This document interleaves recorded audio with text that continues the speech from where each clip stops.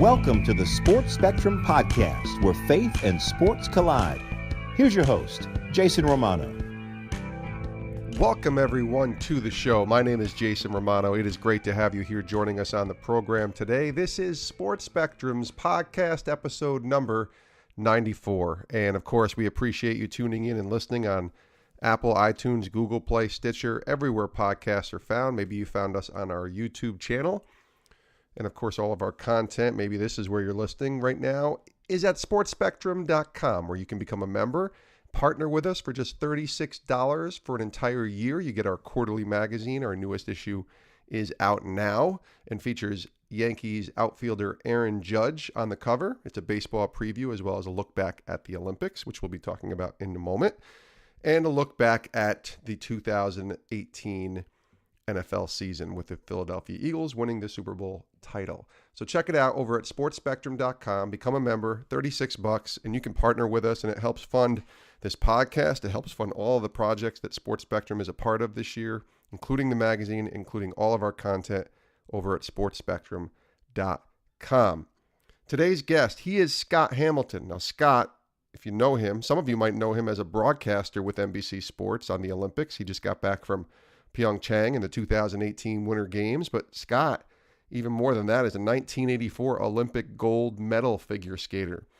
The man is an Olympic legend, and we're really grateful to have him on the show. He's got a new book out called Finish First, which is out now and is really a look at winning and what it looks like to win from a biblical perspective. It's not just about wins and losses and being the best team and having the most wins, but it's about a different type of winning that Scott writes about. So his new book is out, Winning Changes Everything. We'll tell you at the end of this podcast how you can win a copy for yourself. But Scott has been through a lot. I mean, we're talking about cancer. We're talking about overcoming cancer 3 times. We're talking about coming to faith later in his career. We're talking about struggles with identity.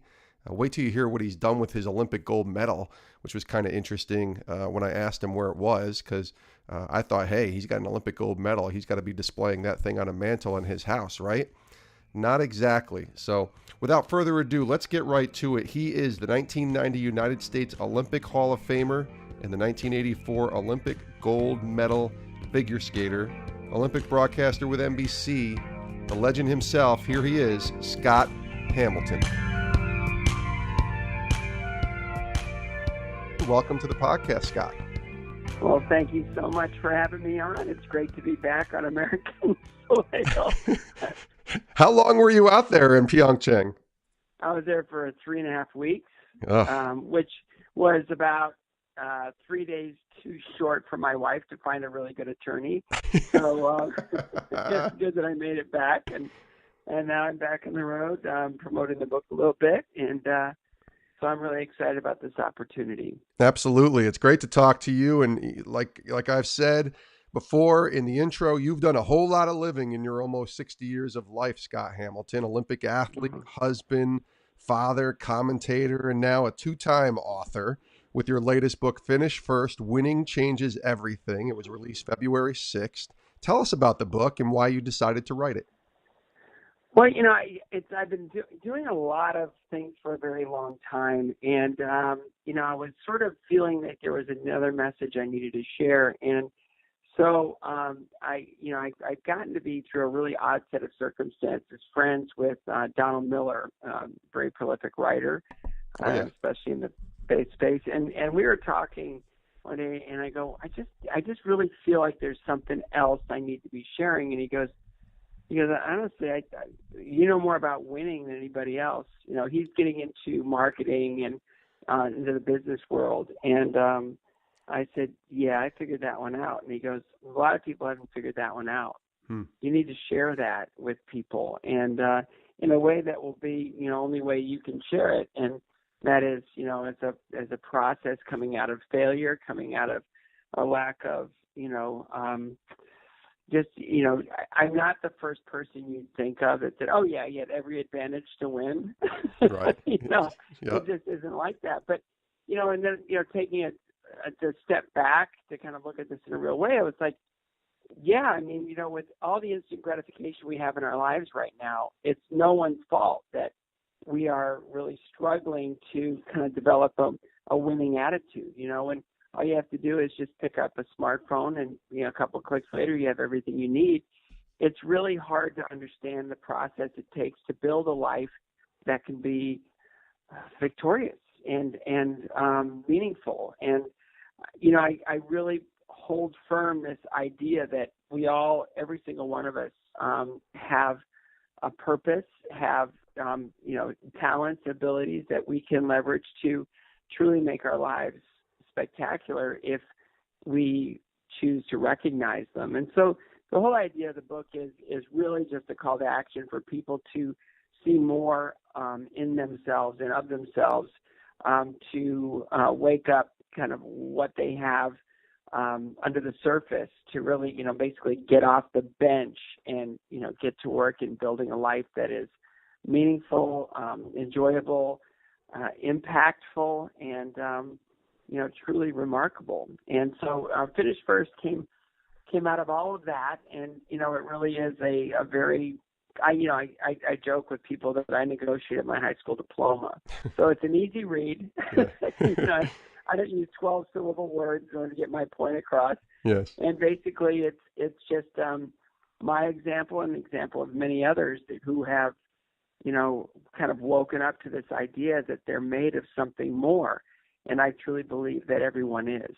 Absolutely. The book is called Finish First, Winning Changes Everything. And we'll talk more about the book later in this interview. And also for those listening, stay tuned. At the end of this interview, I'll tell you how you can win a copy of Scott Hamilton's new book, Finish First, here on the Sports Spectrum podcast. And Scott, Sports Spectrum is the intersection of sports and of faith. So I want to talk about your faith in Christ. I know how important it is to you. You've written about it in both of your books.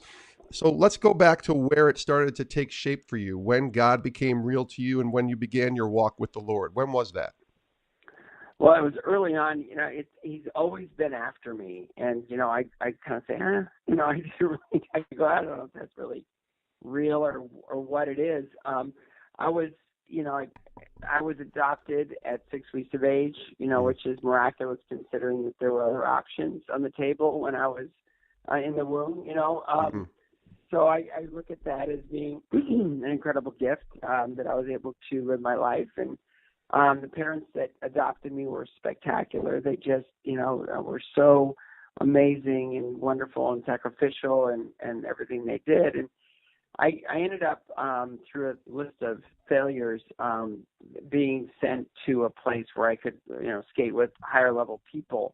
And with the main skater there, the best skater there was a woman named Janet Lynn, who was very involved in her faith and very upfront about it, at a time where, it was, the early 70s and, it was just a different time then, but she was always extremely dedicated to her faith. And so I kind of stuck my toe in the water there, and I really understood that there is something out there. I just didn't know how to identify it. And then through a set of music choices, I kind of got to this position where I felt that, kind of faith was sort of, it was sort of hijacked by denominational religion. And I just didn't know how to, I knew that I played my game by the rules, and I just didn't know what the rules were of that game. And so I stayed in my own kind of faith bubble for a long time. And then I had cancer, which totally made me understand that there was something,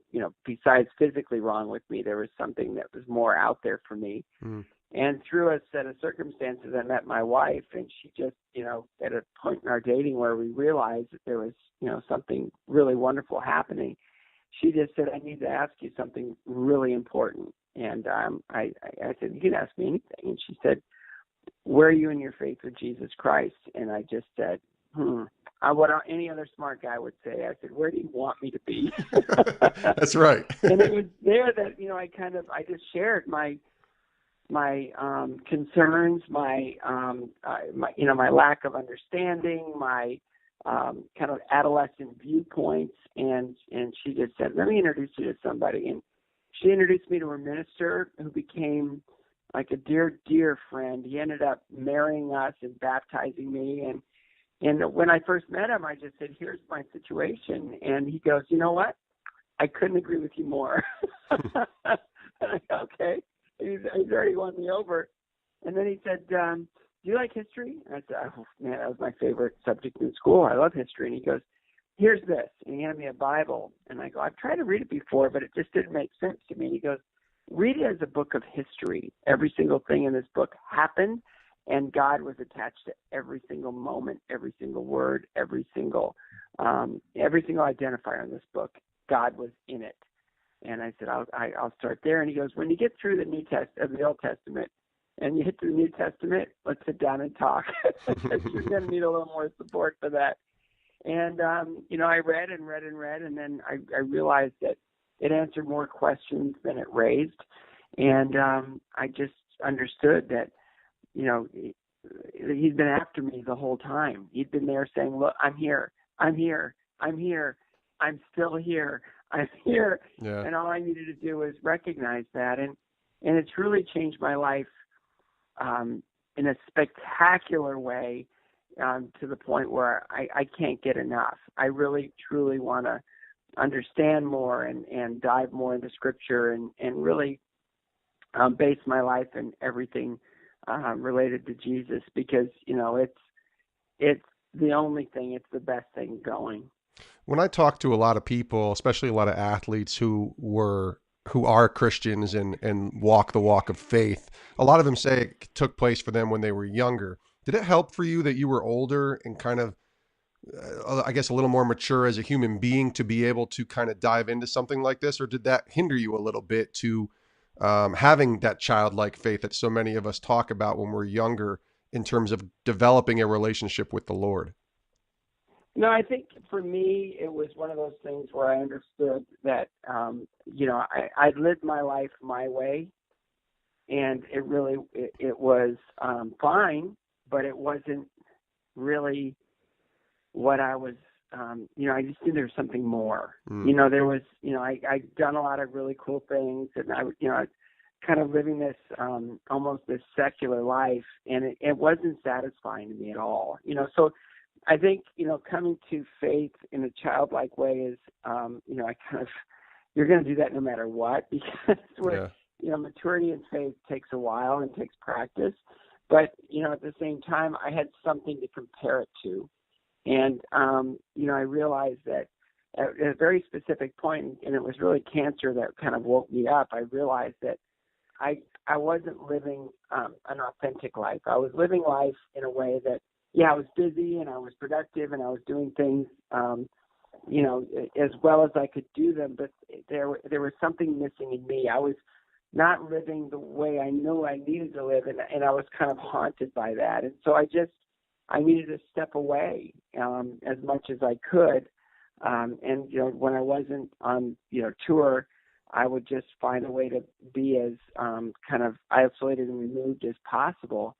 And it was, after 3 years, I guess, of that, I met my wife. And, if we would have met a year before or a year later, things probably would have been a lot different. But when I met her, I realized that it was time for me to, kind of get off the bench and really try to build something meaningful, with another human being that I knew kind of answered more questions than anything else. And when she came to me in faith and said, look, we can't do this unless we're equally yoked, I didn't quite understand it at the time, but now I truly understand it. And I'm so grateful for her for pulling me out of the abyss and kind of setting me on a path to living a more joyful life.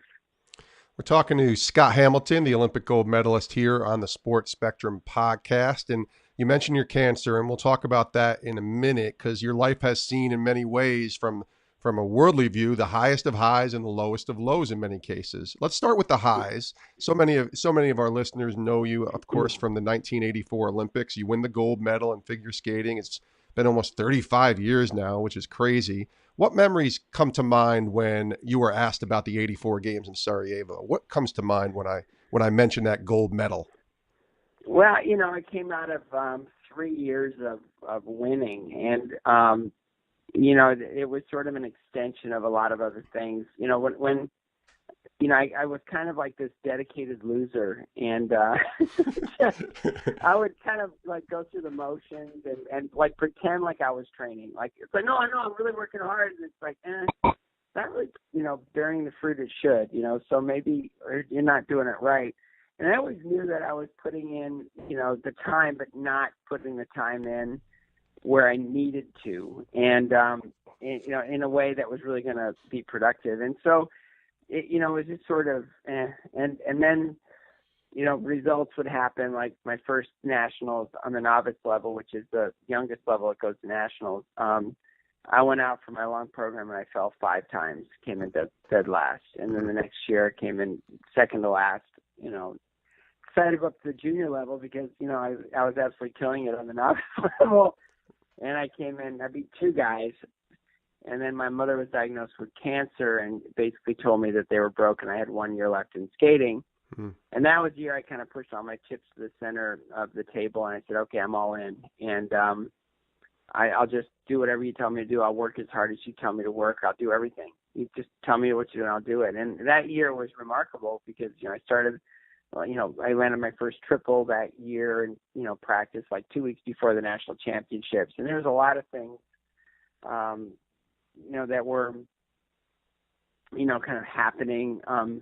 And I caught the eye of a coach who had a sponsor. And they just, he said, after I won nationals that year, inexplicably, he said, would you like to come train with me? And that was the year that he was training 2 athletes, John Curry and Dorothy Hamill, to Olympic gold medals. And I said, well, I think I can make this work. Yeah, exactly. So, I trained with him for a while. It's the first year I was with him and my mother lost her battle to cancer. And I decided that I was awful. The last thing that she saw me do was come in 9th at senior nationals. And I was an abysmal failure because I call it the trifecta.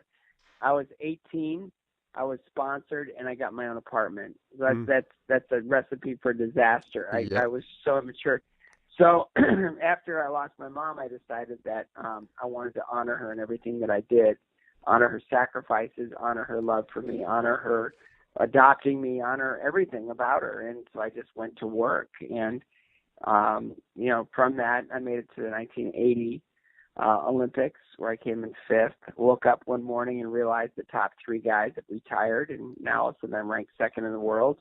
And I just figured out, what do I need to do? And I understood that the greatest strength at that point was the lack of weakness, and I hated compulsory figures. And so I figured I had to find a way to fall in love with compulsory figures in order to be successful. And I just put the work in. And, I won every competition for those 4 years, and going into Sarajevo was kind of almost mine to lose. And I had a really strong strategy, and a lot of it was based in compulsory figures. If I can do 1st or 2nd in compulsory figures, mathematically, I can't lose the gold medal. And that's kind of the way it worked out. And standing on the podium, it's honestly every single emotion you can imagine. It's, oh my goodness, it's that thrill of victory thing that you hear about in the old wide world of sports, but it's also the guilt of being the only one standing here when so many people are involved. And it's a 16-year adventure is now over, and who am I now? And there's there's all these conflicting emotions, and standing there, I knew that my life was about to change in an extraordinary way, because I've been told that by, all the people from ABC Sports Television. They said, oh, by the way, your life now is completely different. And so I went home, and sure enough, my goodness, I'd gone away for 2 weeks to compete in the Olympic Games, and I came back and my life was way different than it was when I left. And opportunities started to kind of come in limited ways because I was a male figure skater, but I decided that I was going to work really hard. Where do you keep your gold medal now? I'm curious, like, where is it? Do you ever take it out, or is it literally like stashed away that, for no one ever to see? Well, it was really weird because I struggled with the medal itself as a physical thing. And actually lived in a brown paper bag in my underwear drawer for 8 years. Is that right? Yeah, until I was inducted into the World Figure Skating Hall of Fame. And I said to them, I said, I've got all this stuff. Would you take my stuff? And they go, yeah, we'd love to have it. And so I got rid of the medal. It was actually still in the brown paper bag, and they pulled it out, and they said, how could you do this medal? And I said, I have no idea. I just don't really want it around. And I kind of felt like it was almost an anchor. Wow. Like, I knew that everything was going to be anchored in that moment. Like, I can't be introduced anywhere without it being Olympic gold medalist. But at the same time, I didn't want it to be an anchor that prevented me from really taking off and doing other things. So I struggled with it, and it wasn't until I met Tracy, my wife Tracy, and really found my faith that I understood that it would have been an idol. Yeah. I would have been worshiping this piece of metal hanging from an orange ribbon the rest of my life, and I would have been stuck in that moment. I would have been miserable that the rest of my life wasn't going to be just that. And, so in that way, I understood that God was whispering in my ear. It's interesting because when you become a believer in Christ, I think a lot of the word that we figure out or hear about is identity.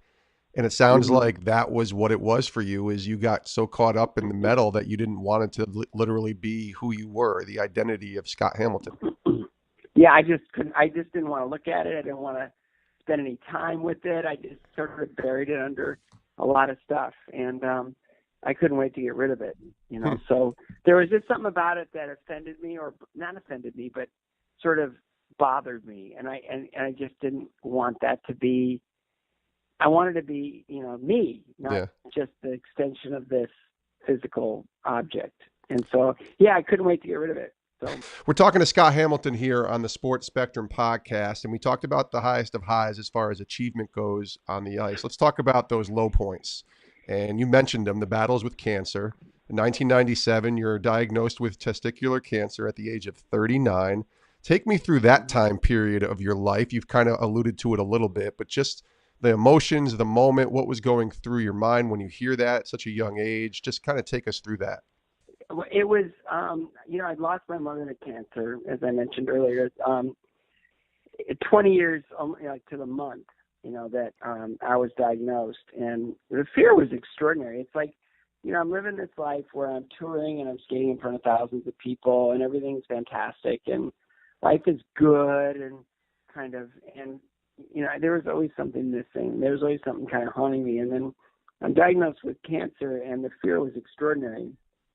I just felt like this overwhelmed, like I'm going to lose my life. I'm going to suffer. I'm going to see it. I saw everything that my mother went through, and I was like, that's going to be me, and I'll never skate again. All those things you go right to, like, who am I? Well, I'm a skater. I'll never skate again. And, it just got to a point, this really interesting point where I kind of woke up and I said, no, this is something in front of me that I've got to fight with everything that I have. And that kind of became my mentality is, this is a process, like everything else is a process. I'm going to really participate in the process, and I'm going to get back to my life. I'm going to get back 100% to my life. And so I just, I got off the road. I was treated at the Cleveland Clinic. And then my mom started like showing up in my mentality. It was like, I want to do it like she did. She always said things like chemotherapy was wonderful because she found a way to lose all the weight, and chemotherapy is great because now I have no desire to smoke, and chemotherapy is great. My hair was always a problem, and now these wigs are so much easier. And I thought, that's who I'm going to be. I want to be her in my battle. No matter what happens, I'm going to be her. And my nurse picked it up right away, and she treated me like an 8-year-old. She would decorate all my chemo bags with Snoopy stickers, and I had SpongeBob and Scooby-Doo Band-Aids and banana popsicles in my refrigerator. And it was, she treated me like an 8-year-old, and it was awesome. It was just really great, except, the chemo part of it was rough. round 3, it was a 5 days of 8-hour infusions, and then 16 days off, and then 5 days, another 8-hour infusion every day for 5 days, and then 16 days off, and then round 3 came about, and I finished round 3, and I looked at myself in the mirror, and I was like bloated. I didn't have a hair on my body, and I was just like, I just felt sick all the time, and I was like, I want to quit. And then I realized that a friend of mine just said, well, how many rounds do you have left? And I said, well, 1. Do that. And so I just decided that I was going to get to work and get through the last round. And it's almost like you're running a marathon, and your chest hits the tape, and you've made it to the end, and the chemo worked, and the cancer was now gone, or not gone, it was dead. And so there was this big 38 staple surgery down my abdomen where they had to go in and go through everything to make sure that I was cancer free. And they took the remaining, the tumor started off as twice the size of a grapefruit. Like, I'm 5'3.5". How's that not noticeable? Right. And when they took it out, it was the size of a golf ball, and it was done. And so then I had to get back to life, and part of that was now living a life where I knew that I needed to live the life that I was supposed to live, not the life that I was living. Well, then 2004 comes, and you're treated for a benign brain tumor. In 2010, you undergo brain surgery, and you get a third brain tumor diagnosis in 2016. And obviously, your faith is in a different place during these times. So what is it like, not just going through what you went through in that period of life, but then being sort of deeper in your faith and how that kind of helps sustain you? Because I know you mentioned that the faith became real to you when you had the cancer diagnosis and you got more serious about your faith. Then more attacks, if you will, come with the brain tumors in 2004, 2010, 2016. How did your faith help sustain you during those?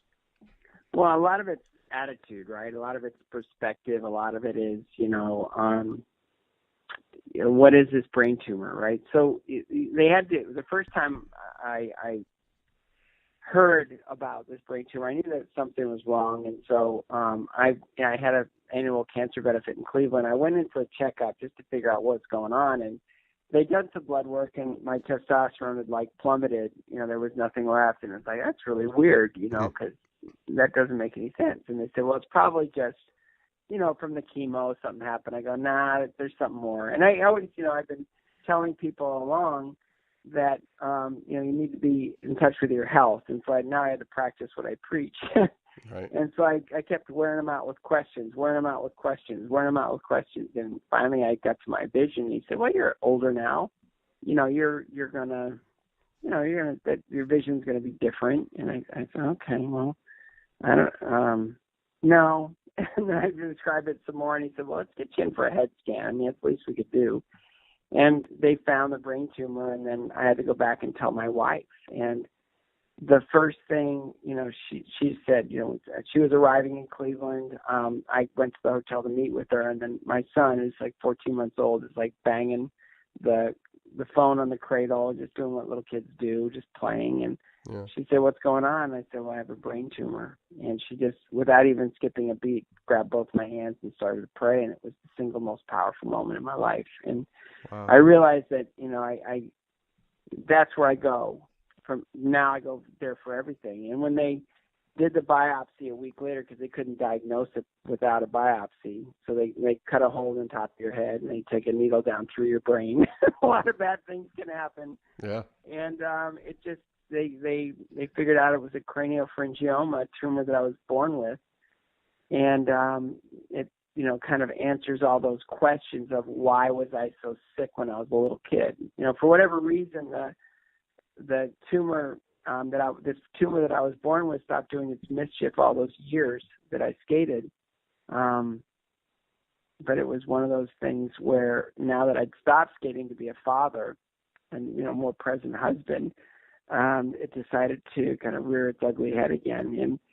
And I look back on that and it's like, how could I be anything but okay with this brain tumor because it made everything in my life possible. Yeah. It's kind of a wrestling match. And then when it came back in 2010, both of us felt like we were just kicked in the stomach, and it was, we didn't see past it in a way. And that one was really dark and difficult. And I kept saying things like, God doesn't owe me a day. And then that surgery didn't go very well, and it turned into like 9 more. And finally, at the end, kind of obliterating an aneurysm that was caused by the first surgery. I kind of went back to life in a different way. I just felt more passionate about my faith, and that I'd been knocked down for a reason. Like each time I'd been knocked down, it was kind of more about how I got up than, just getting up. It was about what's next. And I really saw the joy and the power of the Lord in everything that I did, because it was like, okay, now you've been knocked down again. Now what? Well, there's this little thing called a earthquake in Haiti that shattered your wife's heart. Let's get to work. And so, my wife went down a bunch. I went down, a few times with her. And, I was still working and, doing commentary and all the Olympics and everything else. And I started going down with her. We met these 2 kids, and we realized that we were to bring them home. And so now I'm a father of 4. Wow. And, the brain tumor comes back. Yeah. And it's like, are you kidding me? Right. Really? But all I heard was the doctor saying, we caught it early, and, we need to, here are the options. There's a medical option now where you can shrink it, but it comes with a laundry list of side effects. Or we can do surgery again. The last one didn't go well, but, this will be a little more complicated because we have to go around the last one, dismantle all the work that was done, and blah, blah, blah. But I was listening to them, but all I kept hearing in my mind was, get strong, get strong, get strong. And so I said, well, okay, thanks for the information. I'm just going to, think about this, pray on this, and I'll come back, and we'll just keep an eye on this thing. And they were like, you don't want to do anything now? I mean, it's small. And I said, no, I just want to keep an eye on it. And so I just really felt peace in keeping an eye on it. It wasn't doing any mischief. It was just there. It wasn't very big, but it was there. And so I just went home, cleaned up my diet, started, living life differently. And I went back for a scan a few months later, and they said it hasn't grown. And I'm like, well, that's good. And, we're praying the whole time. We're doing everything we can to kind of fight this tumor every way possible without intervention. And then I went back, months later, and they said, you've got some good news coming today. And I said, what's going on? And they said, it shrank. And it's like, it shrank. Can you explain that? And the surgeon looked at me and he smiled and he just sort of chuckled and he said, God? I burst into tears. It was just unbelievable. It was like, have you ever heard of a craniopharyngioma shrinking without treatment? And he said, never. Wow. Ever. And I my endocrinologist had a craniopharyngioma and only became an endocrinologist because she was underserved. And I called her right away and I go, you've been doing this for a long time. Have you ever heard of a cranial shrinking without treatment? And she said, never. And I said, well, mine did. And she said, that's remarkable. And so I went back again months later, and they scanned it again, and it shrank again. Wow. So no one can explain this, but I really feel like, it's for whatever reason, when I'm saying goodbye to people I love to cancer, I've been given this opportunity to share a message and to give all glory to God, and to, there's something that's unexplainable. Now, there's no way to explain this except, I did what I was told. I got strong. I need to kind of reassess that because I kind of been so busy working that I haven't really taken care of myself like I should. But I got strong. I cleaned up my diet. I gave up some things, and there was benefit to that. And a lot of that too is writing this book. Of if we just live our lives the way that we're supposed to, my goodness, anything can happen. Yeah. It's such a great story. Thank you for sharing that. A couple more questions here with Scott Hamilton. First, I'm just curious from a faith perspective, because when trials come our way, as Christians, we obviously want to say we're leaning on God and we're trusting in Him and there's a joy and all that. And I believe that to be true as well in the situations I've been through. But did you ever just allow yourself to get angry with God? Just be like, what are you doing here? What's going on? Did you ever allow yourself to do that? Yeah. Not about me. I feel like I'm playing with house money now. Right. Yeah. Yeah. When Sergei Grinkov died at 28 years old of a heart attack, that was one time I really couldn't reconcile it. I just couldn't. I just couldn't figure out why would this happen, and it really. It happened the year before my cancer diagnosis, and I knew that life was taking a really odd, detour, and a really devastating and painful one. And that was one where I couldn't understand. He had a 3-year-old daughter, an amazing marriage, and I just couldn't figure out why that would happen. And I said in the locker room, this is before I even really understood or knew God. It was just, don't do this. Just don't. Please don't do this. Mm-hmm. And, Sergei was gone. He collapsed and he laid down on the ice, and there was nothing they could do to revive him. And I just never was able to reconcile that. Mm-hmm. Maybe someday I'll understand it. But it just was one of those things. It offended me in a way, in a big way. And, that was the one time where I went straight to God and I said, why? Yeah. It doesn't make any sense. And, but as far as my stuff, I built that muscle in my brain to, kind of, in my spirit actually, to, really just process everything like this is a course correction. This is something where I need to understand, I need to be doing something different, something else, something more perhaps. And, I've tried to be obedient, since, I truly gave my life to Jesus and I've got a long way to go. I'm a work in progress, like we all are.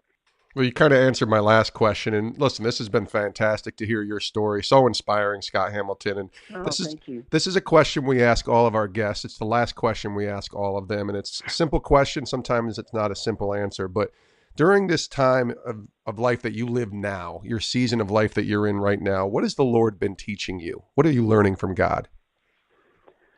I'm learning that I have so much to learn. I'm learning that the more I dive into Scripture, the more I dive into His messages to us, the more I'm basically still in rental skates. To use the skating analogy, yeah. That I'm not living. I'm meeting Him, most of the way or part of the way or half of the way, but I haven't. I need to go all in, in a way where I'm more sacrificial. I'm more, I have more trust and faith and understanding that, I can let go of everything that I have and He'll take care of me. And, in the meantime, I'm really just being available and trying to really share my faith with those that I feel, really need to hear it and understand, their role in all of this and who they belong to. And, so, I try to, share my faith, openly and when you're in a secular industry like skating, it's really, when you hear and you're judged, right? It's always been a judge thing. When you hear Jesus say, if you come out publicly for me, you will be hated, and it's like, well, that one's really tough to kind of reconcile. But yes, okay, here we go. So I've got a lot to learn. I'm going to continue to learn it. I'm going to continue to share it. I'm going to just try to do whatever the Lord wants me to do in my days. I'm going to live them hopefully productively and joyfully. Everything I do, obviously, He's in it. And I guess that's right now the best I can do, and just continue to dive in. He is Scott Hamilton, the Olympic gold medalist and the author of the new book, Finish First, Winning Changes Everything. It's available everywhere books are sold right now. And, of course, you can find Scott on Twitter at ScottHamilton84.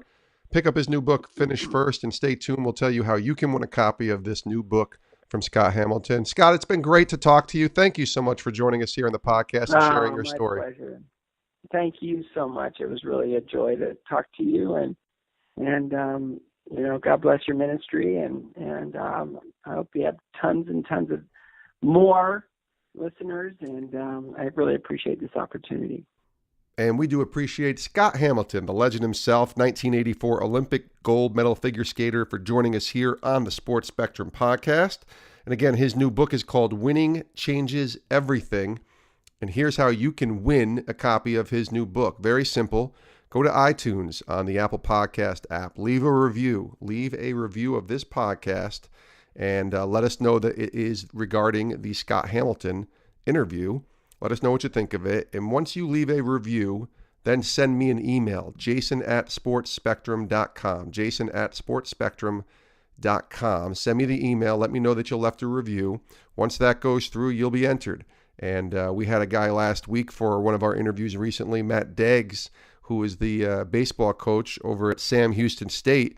Matt heard the interview, and he won a copy of Coach Deggs' book by leaving a review on iTunes. This is what he wrote. He said, "Great episode with Matt Deggs. I sometimes live in a shell and was not familiar with his press conference last summer. So glad you featured him and how the Lord has been working in his life. Thanks for all the other content as well. I found your podcast by following links from athletes I follow on Twitter, and I'm so glad I did. Thanks for the great episodes." And so all you got to do is leave a review on iTunes, and you'll be entered to win Scott Hamilton's new book, Winning Changes Everything. And for those who have left a review, we've had over 140 reviews now in just about a year's time that we've been doing this podcast. And I just want to read you a couple of them because we've really had some really neat messages from a bunch of people.